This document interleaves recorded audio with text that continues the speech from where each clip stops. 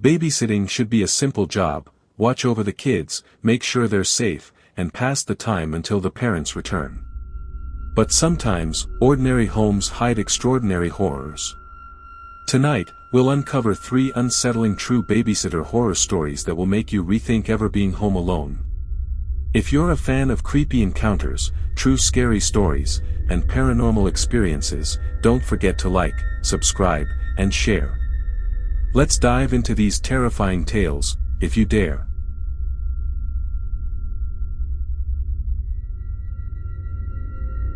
This story is about the faceless figure in the hallway. Clara was a college student who babysat on weekends to earn extra cash. One rainy evening, she arrived at the Robinsons' house. The parents were heading to a late-night dinner party, leaving Clara to watch over their 6-year-old daughter, Emma. The house was large and old, with creaky wooden floors and dimly lit corridors that seemed to stretch forever. After putting Emma to bed, Clara settled into the living room with a book. But the quiet didn't last long. A faint haunting melody drifted down the hallway. It wasn't coming from the TV or any device Clara could see. She followed the sound, her footsteps echoing in the eerie silence. As she approached Emma's bedroom, the melody stopped abruptly. Clara opened the door. Emma was sound asleep, her nightlight casting soft shadows on the walls. Just as Clara turned to leave, she saw something out of the corner of her eye, a shadowy figure standing at the end of the dim hallway. Her breath hitched. It was tall and faceless, its form flickering like a glitching image. Panic set in. She backed away, but the flickering lights made it hard to tell if the figure was moving toward her. Heart pounding, she grabbed her phone to call the police, but the screen displayed static. Suddenly, the sound of rhythmic knocking echoed through the house, coming from the front door, then the windows, then behind her. She spun around, but the figure was gone. Clara ran back to Emma's room, locking the door behind her. She could hear the knocks growing louder and more frantic, as if whatever was outside was desperate to get in. She held Emma close, whispering reassurances. Minutes later, headlights illuminated the front yard. The parents had returned. Clara bolted downstairs to meet them, her face pale and trembling. But when they checked the security footage, there was nothing there, no figure, no knocking. Clara never babysat for the Robinsons again, but she couldn't shake the memory of that oppressive gaze. For weeks afterward, she would wake up in the middle of the night to the faint sound of haunting melodies outside her window. But the terror didn't stop there. One night, as Clara lay in bed, her body frozen with dread, she heard a soft tapping against her window. She pulled the covers over her head, her breath shaky and shallow. The tapping grew into a pattern: 3 slow knocks, pause, 3 fast knocks. Mustering her courage, she peeked out from under the covers and glanced at the window. There, barely visible in the glow of the streetlight, was a faceless figure. Its head tilted slightly, as if watching her sleep, its spindly arms pressed against the glass, creating a frost-like imprint. She tried to scream, but her voice was trapped in her throat. When morning came, she checked the window, hoping it was a nightmare. But the faint outlines of spectral fingerprints remained, smeared across the glass like a chilling reminder of the night before. Determined to escape whatever was haunting her, Clara moved back to her parents' home, but even there, the horror followed her. She began noticing flickering lights in random rooms and strange shadows that danced across the walls at night. Once, she awoke to the sound of whispers in her ear, like someone standing inches away, repeating her name over and over again. The cold breath on her neck was unmistakable, but when she turned, the room was empty. Desperation drove her to visit a local paranormal expert who claimed to specialize in haunted tales and home alone fears. The expert listened intently, nodding as Clara described the shadowy figure and the persistent knocking. "You've invited something in," the expert warned, "and it's feeding off your fear." He handed her a talisman, instructing her to place it under her pillow to ward off the entity. But that night, as Clara lay in bed clutching the talisman, the air grew heavy and oppressive, making it hard to breathe. A spectral hand brushed her cheek, and when she opened her eyes, the faceless figure was standing at the foot of her bed. Its hollow face leaned closer, and she heard a chilling whisper, "You can't hide." The next morning, Clara found scratches etched into her bedroom door, as if something had tried to claw its way in. She knew she couldn't escape the entity, not with physical distance or protective charms. It had latched onto her, like a curse that would follow her wherever she went. To this day, Clara sleeps with her lights on, but the eerie experiences persist. Sometimes, she wakes to find the haunting melody playing faintly from an unknown source, its notes crawling through the air like a sinister lullaby. Her story has become a terrifying tale, one of those true horror stories where the ending is still unwritten, and the nightmare never truly ends.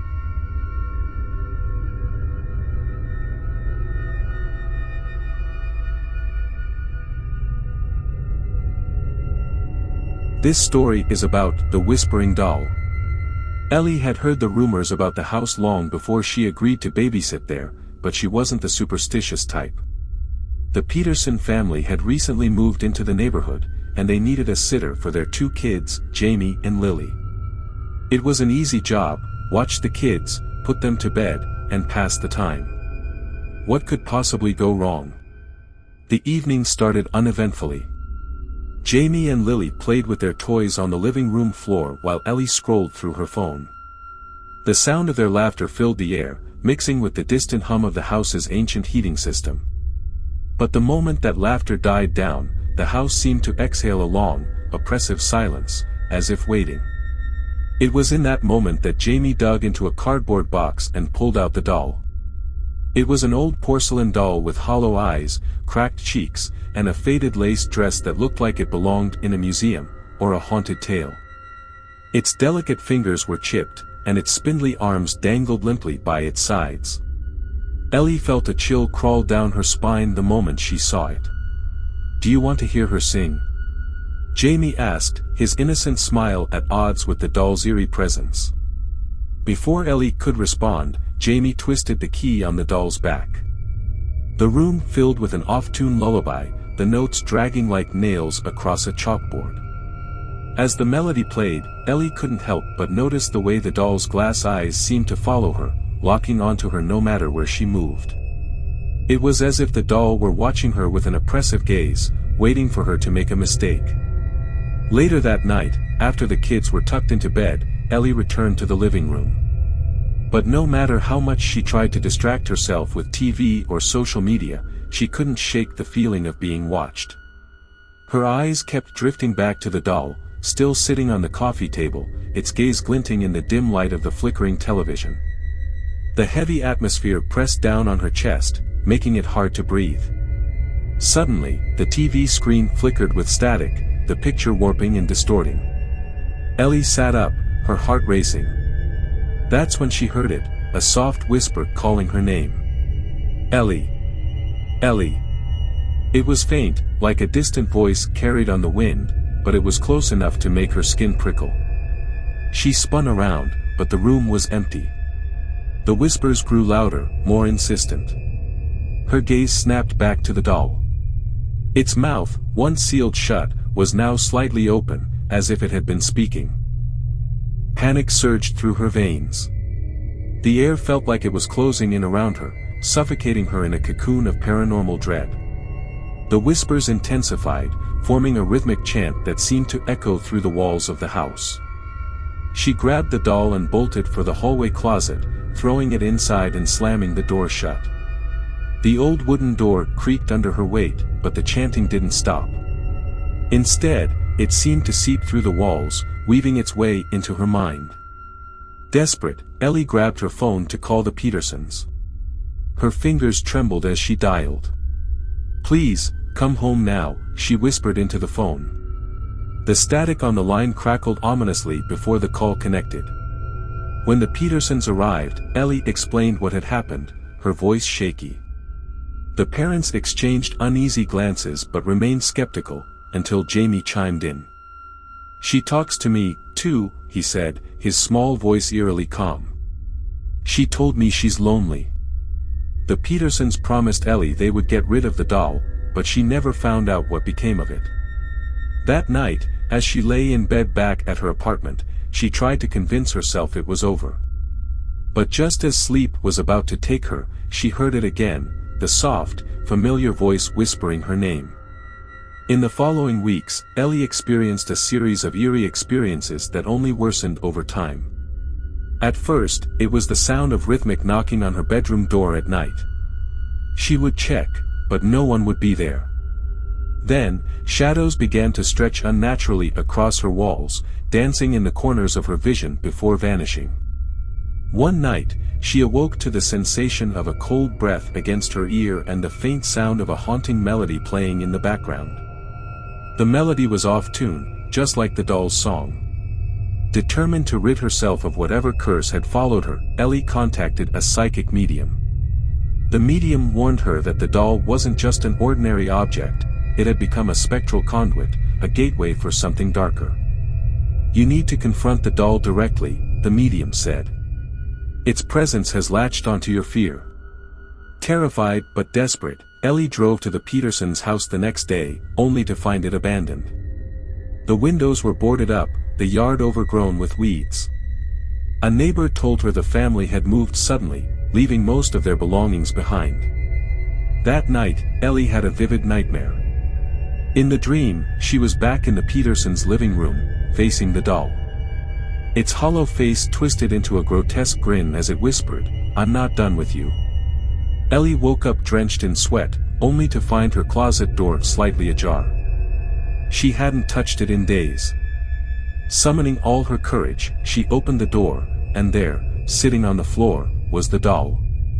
Its glass eyes seemed to sparkle with malice as the faint strains of its haunting melody filled the air. To this day, Ellie refuses to talk about what happened next, but her friends say she hasn't been the same since. She sleeps with the lights on and jumps at the sound of any whisper.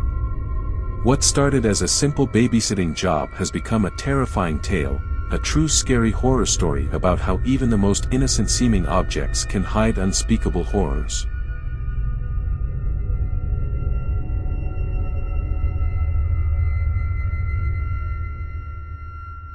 This story is about the man in the basement.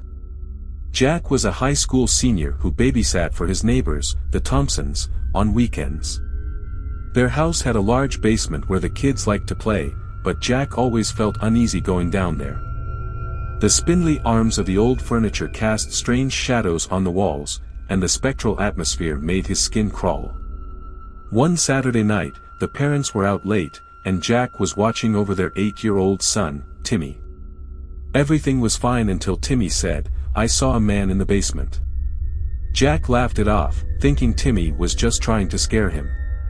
But when the boy insisted, Jack decided to check it out to prove there was nothing there.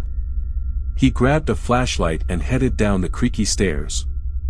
The flickering lights overhead made it hard to see, and the air grew colder with each step. Halfway down, he heard a faint rustling noise. He froze, shining the flashlight around the room. The beam landed on an old rocking chair that was slowly moving back and forth. Jack's pulse quickened as he approached it, but there was no one there. Suddenly, the door at the top of the stairs slammed shut. The basement plunged into darkness. Jack frantically tried to open the door, but it wouldn't budge. Then, he heard footsteps, slow, deliberate, and getting closer. The sound of heavy breathing filled the room. Jack turned around, shining the flashlight toward the noise. For a split second, he saw a hollow face peering at him from behind a stack of boxes. The figure's eyes glinted with a menacing light before disappearing into the shadows. He pounded on the door, screaming for Timmy to unlock it. When it finally swung open, he raced upstairs, slamming the door behind him. Timmy was standing there, wide-eyed. "The man said you shouldn't have come down there," Timmy whispered. Jack didn't wait for the Thompsons to return, he grabbed his things and left. Weeks later, he learned that the house had a dark history. The previous owner had died in the basement under mysterious circumstances, and some neighbors claimed to see his ghost wandering the property. Even now, Jack wakes up in cold sweats, haunted by dreams of that hollow face lurking in the darkness.